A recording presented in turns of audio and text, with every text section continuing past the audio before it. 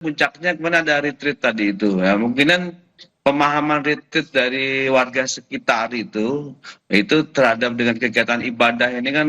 Kita beralih ke informasi lain, Saudara. Polisi menetapkan 7 orang tersangka dalam kasus perusakan rumah singgah yang digunakan untuk retret keagamaan di Sukabumi, Jawa Barat.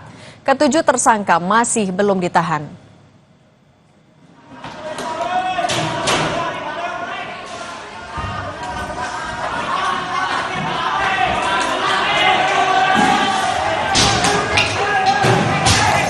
Polda Jawa Barat langsung memeriksa sejumlah saksi dan mengumpulkan barang bukti untuk mengusut kasus perusakan rumah singgah di Sukabumi, Jawa Barat yang digunakan untuk kegiatan ibadah retret.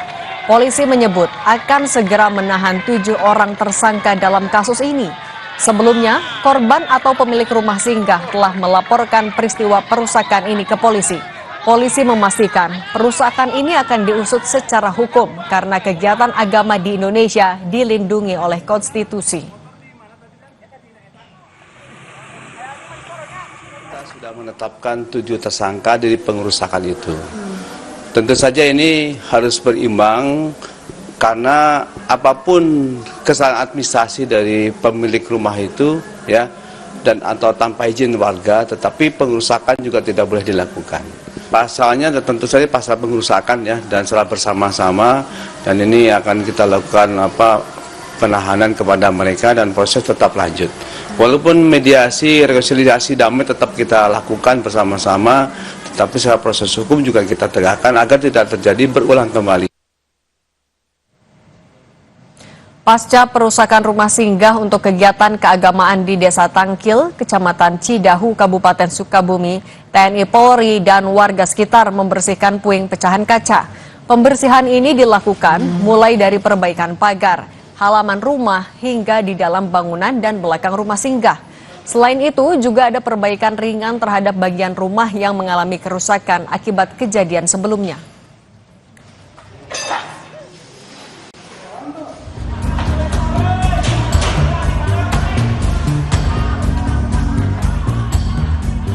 Sekelompok orang membubarkan kegiatan acara retret keagamaan di Cidahu, Sukabumi, Jawa Barat. Massa merusak bagian dalam bangunan yang diduga dijadikan tempat retret. Polisi menyebut keributan terjadi karena salah paham. Massa menduga rumah tersebut akan dijadikan rumah ibadah. Namun polisi menegaskan rumah tersebut adalah rumah singgah yang sedang digunakan untuk kegiatan retret. 7 orang ditetapkan jadi tersangka karena melakukan perusakan rumah singgah ini. Polisi menyebut peran ke-7 orang tersangka ini sebagai perusak bangunan. Tetapi kita penegakan hukum tetap harus kita jalankan. Peran-peran mereka adalah para perusak-perusak bangunan situ. Ya, ada pemecah kaca, ada pendobrak pintu, ya, kemudian ada pengrusak kendaraan, dan juga ada pengrusakan mobil dan kendaraan. Tadi itu ada 2, ada motor dan mobil. Nah, ini peran-peran mereka yang melakukan aksi tersebut, dan ini tentu saja sangat kita sayangkan. Demikian secara bersama-sama, dan ini akan kita lakukan penahanan kepada mereka dan proses tetap lanjut. Pasca peristiwa perusakan, Gubernur Jawa Barat Deddy Mulyadi langsung mendatangi rumah dan memediasi pemilik rumah dengan warga sekitar. Deddy Mulyadi memberikan ganti rugi sebesar 100 juta kepada pemilik rumah serta memberikan trauma healing kepada anak-anak yang menyaksikan peristiwa perusakan ini. Deddy Mulyadi juga menyerahkan sepenuhnya proses hukum terhadap perusakan rumah singgah ini kepada polisi dan meminta warga sekitar untuk hidup rukun dan toleran. Ya, hukum biarkan bekerja secara objektif berdasarkan kaidah alat bukti. Saya tidak akan mengintervensi. Urusan hukum saya serahkan sepenuhnya prosesnya kepada aparat penegakan hukum. 100 juta itu dari pribadi atau dari uang negara, Pak? Pribadi saya. Dari pribadi gubernur berarti ya 100 juta. Terima kasih. Nggak boleh terjadi peristiwa seperti ini. Semua orang harus hidup rukun, saling menghargai, saling menghormati. Menghormati perbedaan, menghormati keyakinan. Polisi memastikan proses hukum terhadap 7 tersangka dalam peristiwa perusakan ini tetap berjalan. Tim Liputan, Kompas TV.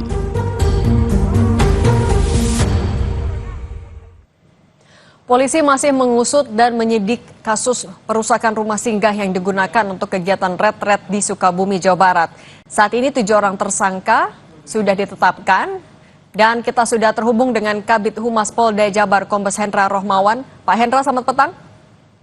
Selamat petang, gimana Kompas? Baik, Alhamdulillah. Pak Hendra, tapi sebenarnya siapa saja sih 7 orang yang melakukan perusakan ini? Apa saja peran mereka?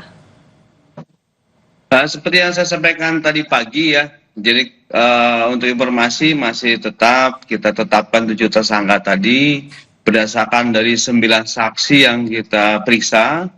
Ya, 9 saksi di luar daripada 7 orang yang kita tetapkan tersangka tadi. Mereka berperan sebagai pengrusak ya, yang bersama-sama masuk ke rumah singgah tadi ya. Dan itu pelakunya ada yang melakukan pengerusakan pecah kaca, pendobrakan pintu ya, sehingga banyak alat bukti yang kita dapatkan situ sebagai bukti-bukti bahwa inilah yang dilakukan oleh mereka. Dan juga ada bukti-bukti video yang juga kita dapatkan yang banyak beredar dan viral di situ, membantu kami juga dalam proses untuk menetapkan ke-7 orang sebagai tersangka ini. Tapi dari para Demikian. tersangka itu ada yang perannya sebagai provokator, Pak?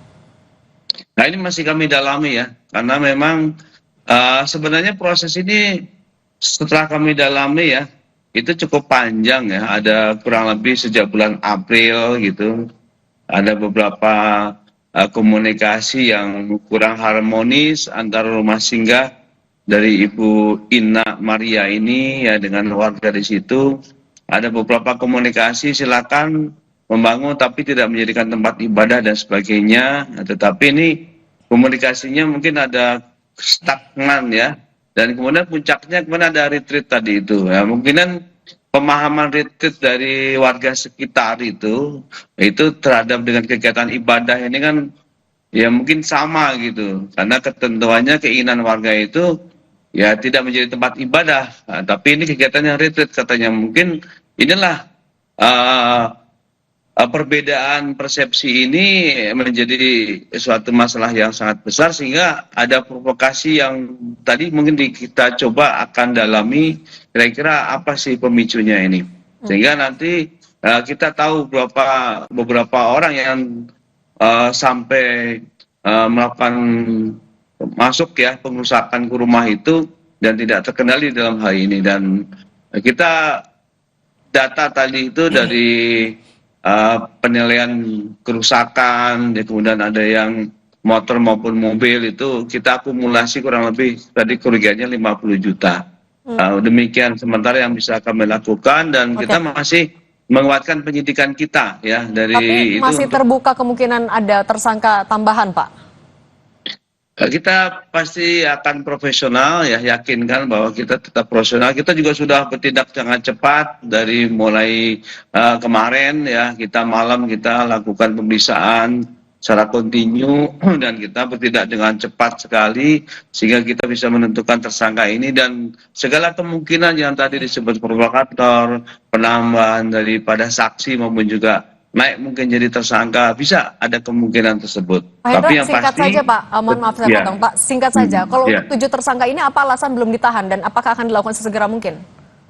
Sudah sebagian kita tahan, dan itu sudah kita tahan. Informasi dari Polres ini setelah ditetapkan tadi pagi itu sudah ditahan, dan nanti kita akan update kembali apakah mungkin ada foto-foto dan sebagainya, akan kita komunikasikan ya dengan Polres Sukabumi utamanya ya sebagai penyidik dan memproses kasus ini. Oke. Pak Kabid Humas Polda Jabar Kombes Hendra Rohmawan, terima kasih sudah berbagi di Kompas Petang. Saya selalu ya Pak. Ya, makasih sama-sama.